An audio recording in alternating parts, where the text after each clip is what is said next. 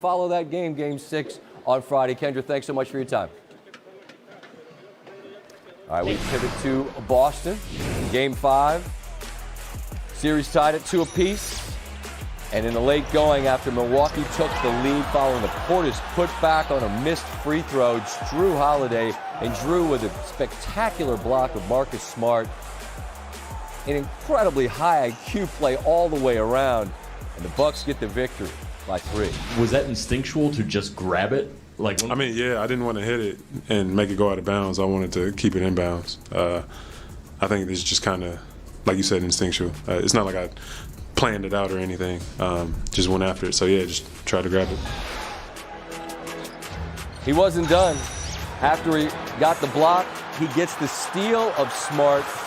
And you could see at the top of the screen, Tatum was running free. And see from stats and info, he's the first player in the last quarter century with a block and a steal in the final 10 seconds of the fourth quarter of a playoff game.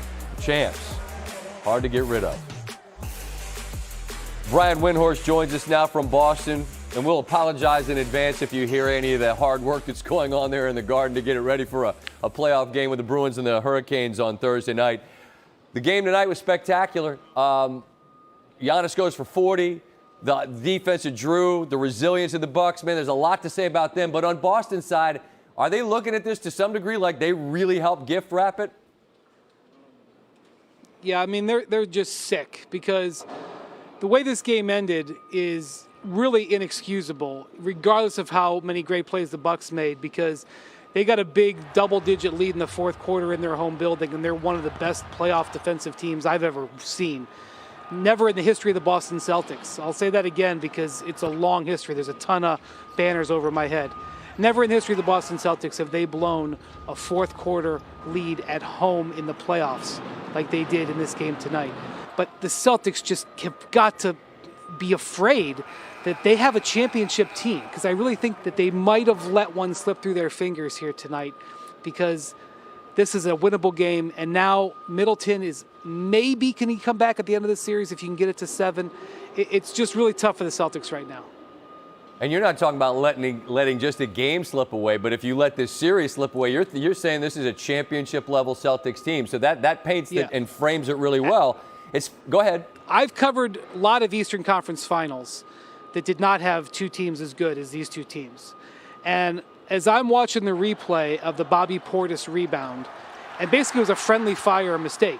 Jaylen Brown and Marcus Smart have a friendly fire fumble. I mean, I'm thinking of the friendly fire fumble that happened in Game 6 of the finals when the Spurs blew it to the Heat. That's what it reminded me of, and Ray Allen ends up hitting with a three-pointer. I'm thinking of last year, Kevin Durant is an inch too close. And yeah, that was game 7 of the second round, but that was the defining moment in the Bucks championship run. That's how big of a moment I felt in this building tonight. Wow. And I mean, you look at these last two games, you get a 43-point fourth in Milwaukee from Boston. You get a 33-12 fourth where the Bucks return serve in a sense on the road. I mean, we don't know what will happen in Game 6 and potentially Game 7, but how are those fourth quarters sort of framing the conversation and the perspective of both sides right now?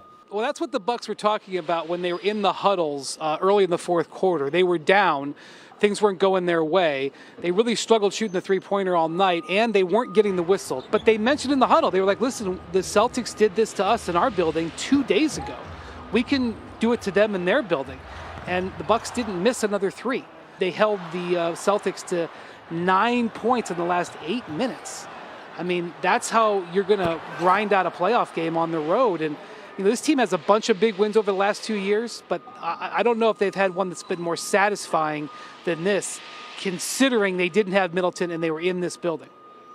Yeah, we live in a meme or GIF world, however you want to say it, and that picture of Giannis, blood trickling down his right eye there as they fought with everything they have. Tonight, the Bucks, on the other hand, will be rolling with much of the same crew they've had, but some optimism from Coach Bud, who said Chris Middleton is ruled out for Game 5, but not yet ruled out for this series. Tim Legler joining the fun. Good to see you, sir. Hello, hello. Staying with the spring theme. Yes. I like it here. We're bright yes. and light, not like Bright and Philadelphia right now. Yeah. Bright and light. No, and where airy. it's You know I'm right heavy about and what I said Oh, about no, Philadelphia. you're not going to get me to counter it. Exactly. Yeah, he knows. Bad. He knows. You need validation and confirmation. That was to feel bad. good about I your don't take? need it. It's always nice to have. Oh, okay. You know what I'm saying? You don't need some of the outfits you have. You always rock them.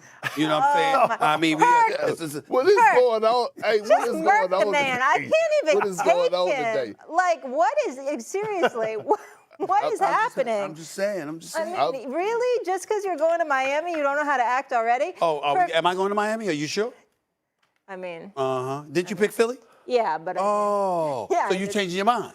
I mean, Oh, it's going to so be tough to win a Game 7 in Miami. So Hey, she's been Molly, contaminated learn a by lesson. J.J. That'd be Redick. tough. Learn a lesson. If you pick Philly, you ride until Okay, they're out. right. okay, that's You fair. right. But I'm They're not saying, out. I it's thought gonna you're be tough. loyal. I thought you're loyal. Oh, my Did she say that, Kendra goodness. Perkins? I'm loyal. She sticks with her team. Did she say that? But now look at her ready to flip. You see what I'm saying? She got caught. You got caught. think you're going to Miami?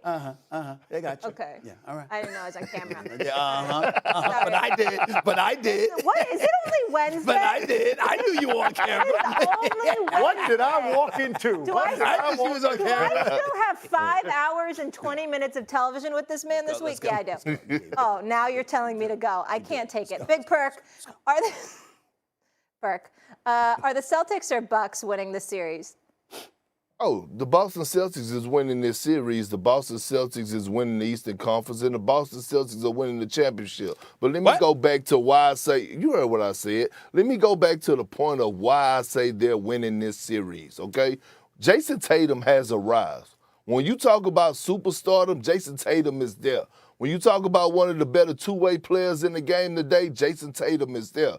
But I haven't seen a defense and I haven't seen Celtic pride like this since 2008.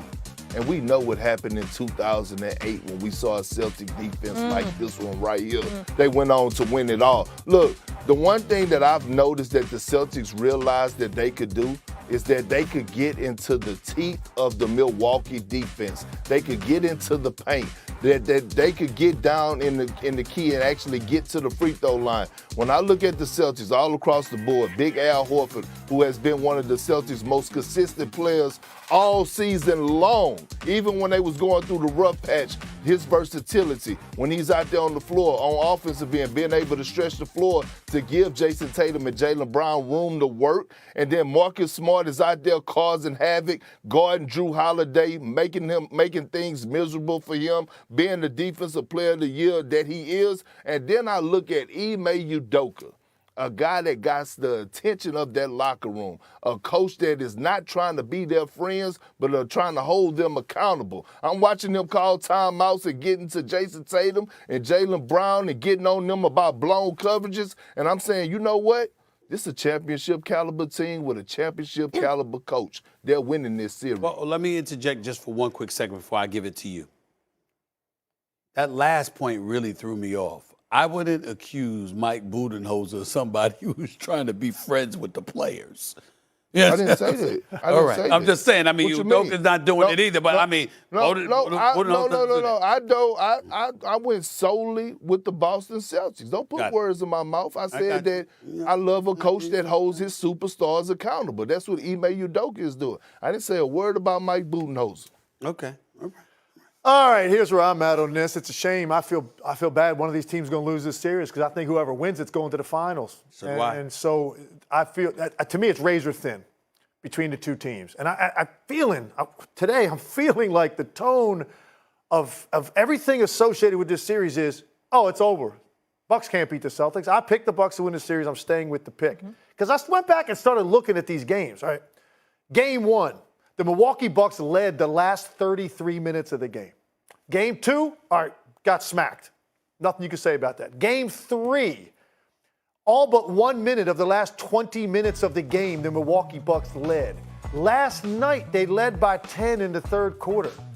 I'm looking at this team and I'm saying, if Drew Holiday can find any rhythm at some point, and look, some people are saying, well, it's the reason he's not playing well is strictly because of the defense, and so he's not going to play well because they're going to continue to do that to him. But I also say, listen, Drew Holiday is a guy that showed up in a big way on a championship team, so there's something more there that he has in this series. He's going to interject himself offensively at some point. I also look at a guy like Bobby Portis. averaged 15 points a game on the previous 5. Then the last 2, 13 total. Bobby Portis has to show up. Now, look, if those guys don't, they can't win.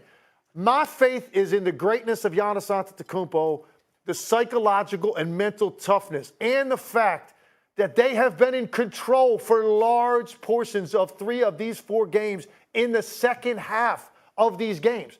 Now, Giannis got gassed last game. That can't continue to happen. But my faith is with him. I think the Celtics are a great team, too. I'm not going to be shocked no matter who wins this series. But I think that it's just weird to me that the tone, Stephen A., to me is people are starting to act like this series is over. 2-2 going back to Boston. Like, Bucks don't have a chance to win this series. I just don't get where that's coming from when you really look at the data and the fact